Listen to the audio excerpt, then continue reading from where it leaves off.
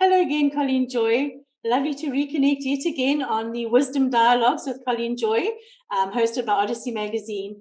And I wanted to talk to you today about something I read that Deepak Chopra had said in an article that I'd been reading. And I want to read it because I want to quote what he said. And he said, "Many have lost their most intimate connection to their soul as they have switched to self-preservation and emergency mode." And he believed that this was the most serious spiritual outfall of the pandemic that cannot be ignored. And I would just really like your thoughts on that today for the Odyssey followers and our Odyssey readers. I would agree with that. I would agree. Let's look at two possibly helpful frameworks. The first is something that a lot of people understand, and one doesn't even have to necessarily be somebody who studied medicine to understand this. It's pretty common knowledge that our brains are divided into three basic structures, and that the oldest part of the brain is what they call the reptilian brain, which has a structure very similar to the reptiles on this planet. And then there's the mammalian brain around it, and finally the grey matter, our neocortex. And from my years of working in the coaching space, in the master coaching world with the ICF, the International Coaching Federation, etc., it's also quite common knowledge that we almost refer to these three parts of the brain as like three gatekeepers. And when coaching, for example, when you're wanting to establish rapport with someone, when you want to build trust, when you want to create that beautiful safe space to facilitate transformation with another person, whether it's as a leader or a healer or a coach or a consultant, we need to appease all three gatekeepers in order to have someone fully present and open and available for doing some inner work. And that reptilian brain is the first one to appease, and it doesn't respond to logic. It doesn't respond to reasoning. That part of our software, hardware package as a human being is very, very much survival programming. It's so primitive, it's beyond critical thinking.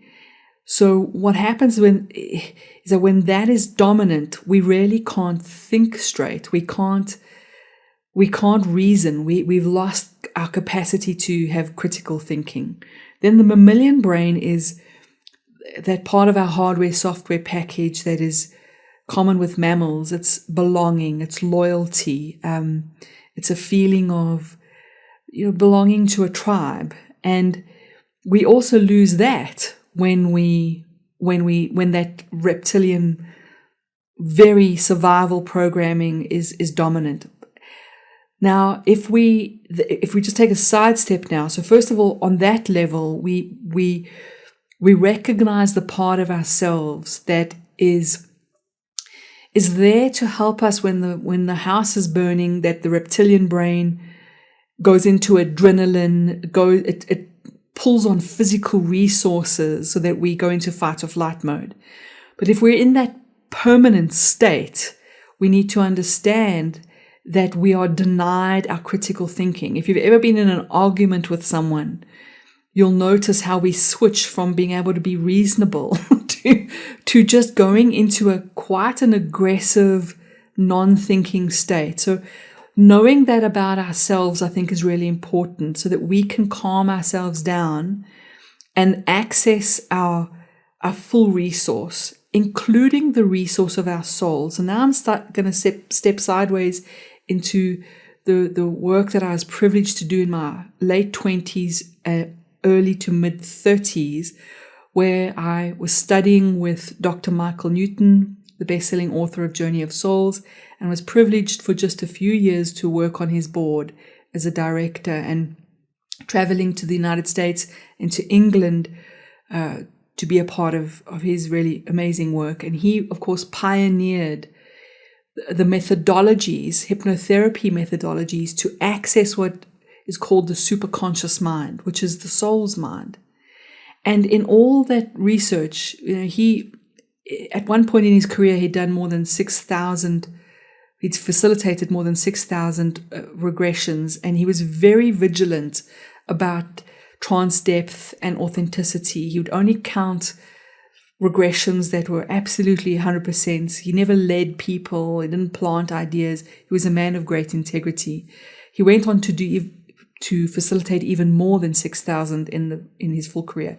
Point being, what we heard time and time again, and I saw this in my own practice all those years ago. I don't do that work anymore, but I saw this for myself as well. The soul struggles to get through this human software, this human mind. The mind of the body is very active, and when the body is in that survival state, we literally do lose access to the radio station of our souls. Now, your soul would never force its way through the human mind. It takes skill, it takes wisdom, it's just like our soul support, whether you call them guides or angels, they don't apparently mind what we call them, but we have access to a lot of spiritual support. And it can feel like in times of stress and suffering, it can feel like we're abandoned. That's how people feel. They feel they've lost their soul, they've lost their intuition, they've lost all that support, they've lost God, they've lost that external something. Now, first of all, we haven't lost it. It's just an engaged signal. It's as if that our souls and the soul support that we have are trying desperately to reach us, not desperately, are reaching out to our hearts, to our minds, to offer support. But when the body is in that fight or flight mode, it's very difficult to break through that chaotic, very human consciousness. Now, if we know this, we can do something about it. We can actually spot our own program. It's like if I know my car is overheating, I can do something about it. If you don't take it personally, if you just recognize, okay, my body needs some support right now. My body needs to be nurtured so that it can come out of that trauma, post-traumatic stress reflex, that it can come out of that fight or flight reflex. Then we can support our own bodies and consciously make space to reconnect with our souls and to allow that wisdom and strength to come through. So I hope that framework is helpful and as a good reminder. I think it is, and I just think, having heard or listened to his comment, I did give it some thought, and I had noticed that a lot of us were flailing about, feeling rather undirected and disconnected in many ways. And I've seen it in so many friends and colleagues and readers who reach out to us from time to time. So thank you for that. We don't like to accept that maybe we have disconnected in some way, but it's good to know that that primal brain actually does that, and it takes quite a lot of reconnecting to get back. Yes, and maybe one other thing, just remember your soul has never gone anywhere. That radio station is not gone. It's just you're not tuning into it. So that could be helpful. We're not abandoned. We're not alone. Your wisdom, your soul, your peace, your strength, love, all are available.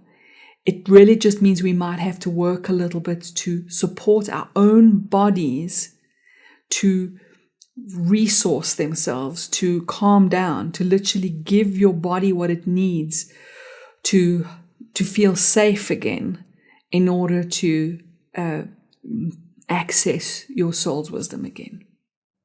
Wonderful. Thank you, Colleen. I just want to say thank you for sharing the wisdom dialogues with the Odyssey followers and readers. And we're obviously going to be placing these on our social media sites, on our websites, on our online magazines. And I'm sure that you will take them and possibly put them on your systems as well. And I think this will help people get to understand some of the issues they've been having to deal with, where you've dug down into the wisdom well and come up with that lovely water that they can drink, and enable them to do the same for themselves. So thank you for that. We are totally blessed and totally honored to have spent this time with you. Thank you so much. It is my heart's real pleasure. Thank you, Deborah. Thank you so much, Colleen Joy.